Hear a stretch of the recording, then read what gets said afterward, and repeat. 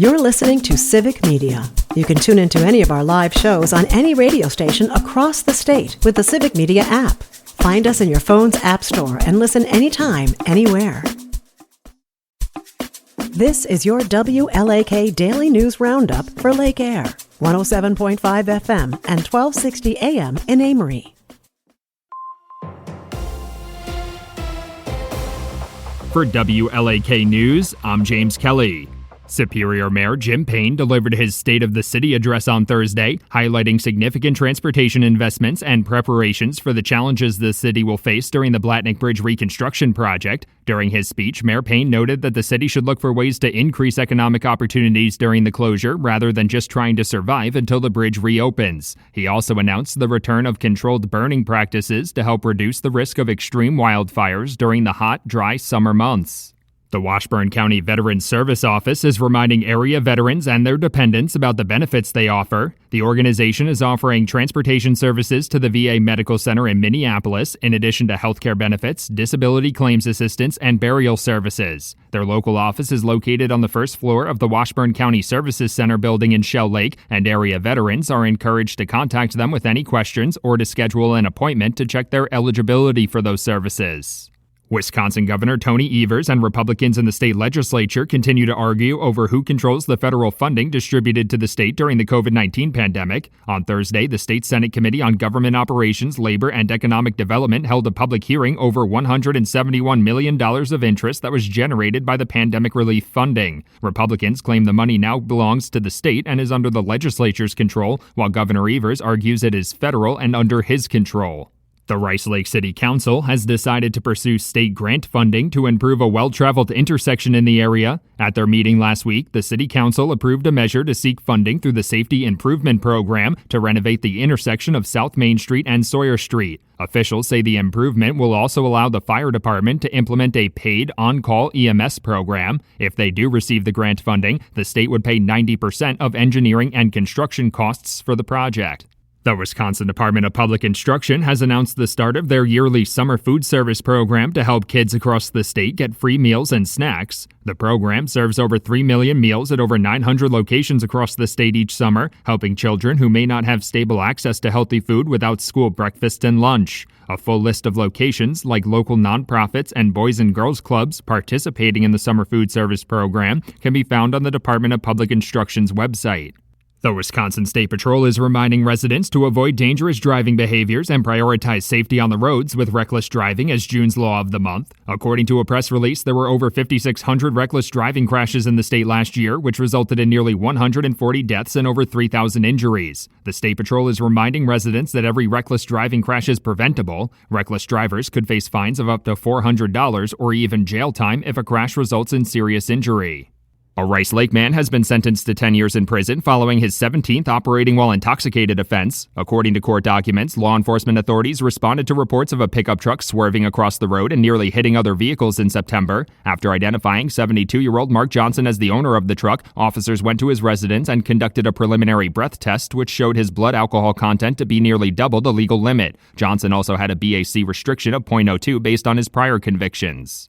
Construction work is officially underway on County Highway K between Highway 63 and Sunset Lane near Spooner. According to the Wisconsin Department of Transportation, the road reconstruction project will see milling, paving, shouldering, curb, and gutter work. County Highway K will be closed between Highway 63 and Division Street from Wednesday through Labor Day for curb and gutter reconstruction. Local residents will have their access maintained, but may need to use side streets. DOT officials are reminding commuters to plan ahead. Republican lawmakers are proposing new legislation to fine Wisconsin residents who intentionally misrepresent their pet as a service animal. The bill would change the definition of a service animal under state law to more closely align with federal law. Current state law considers any animal trained to assist people with a disability to be a service animal, but federal law is restricted to dogs and miniature horses. Residents who violate the law could be subject to a $200 fine for their first offense and a $500 fine for subsequent offenses.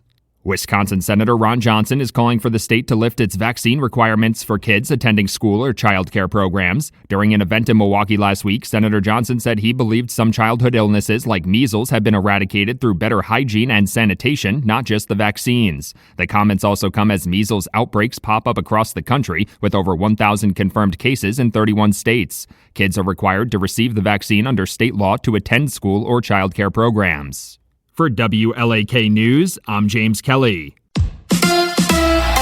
The Packers back at practice. Hi, I'm Mike Clemens with Sports in Green Bay, where the Packers OTAs continue here at Lambeau Field. Anthony Belton is the Packers' second-round pick out of NC State, competing for a spot on the offensive line. I asked him if he's been more nervous or excited to be in the NFL. It's a little bit of both, because, you're nervous because, you're in a new environment around people you're not really too familiar with, but also it's like you're excited because this is what you've been wanting to do since you was a kid, a lifelong dream. You get a chance to keep playing the game you've been loving since a kid. It's a blessing. But you're going to be nervous at first a little bit. Baseball, the Brewers and Reds series continues tonight in Cincinnati. Milwaukee winning 3-2 last night, thanks to another home run by Christian Yelich, named National League Player of the Week. Yelly, hit by a pitch Sunday, still managed to hit his 6th home run in the past 10 games. He crushed 2 balls tonight that, sore hand or not, he's living up to his Player of the Week, outstanding. That's Brewers manager Pat Murphy with Sports. I'm Mike Clemens. On your entertainment beat, I'm Pete Schwaba. Mark Hamill is done, as Luke Skywalker, that is.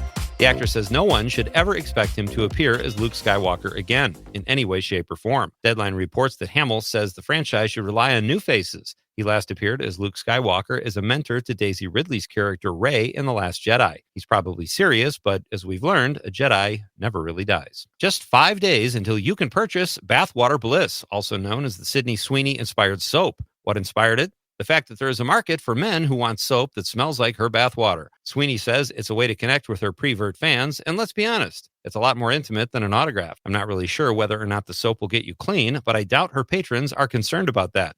Sweeney, on the other hand, might be the cleanest person in the world because if the soap sells like hotcakes, she'll be in the tub around the clock.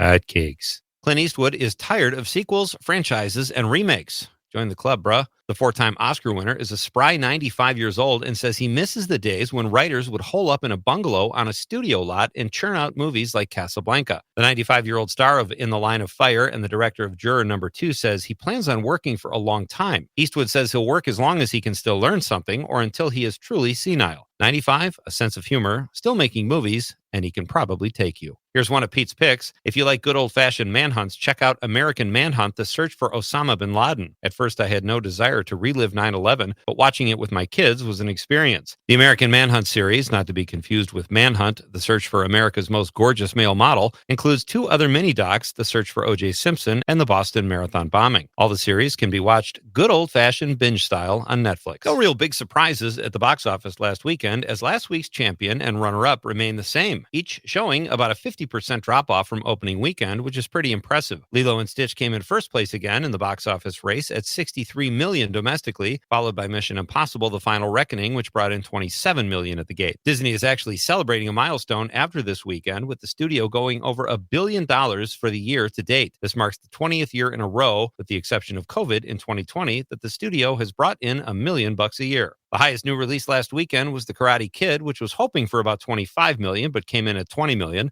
In fourth was another repeat offender, as Final Destination Bloodlines brought in $10.8 million, and horror film Bring Her Back was fifth with $7 million. For more showbiz fun, tune into Nightlight with me, Pete Schwaba, weeknights from 6 to 8 p.m. on the Civic Media Radio Network. Cloudy with scattered showers and thunderstorms likely today. There could be some locally heavy rainfall amounts of a half inch or more. Our high in the low to mid 60s today. Tonight will drop into the mid 40s. Tomorrow, mostly sunny with a high in the mid to upper 70s. I'm meteorologist Sean Cable. Currently, it's 54. That's your WLAK Daily News Roundup from Civic Media. Subscribe to this podcast on Spotify, Apple, or wherever you find your podcasts. Find more news at lakeair.radio. The national news cycle never stops. but it can be hard to find news about your local community. Civic Media is dedicated to providing quality local and state news coverage across Wisconsin. With the Civic Media app, you can get notifications about local stories that matter to you and your community. Find the free Civic Media app in your phone's app store and choose notifications from the menu to tell us what kind of news you want to hear about.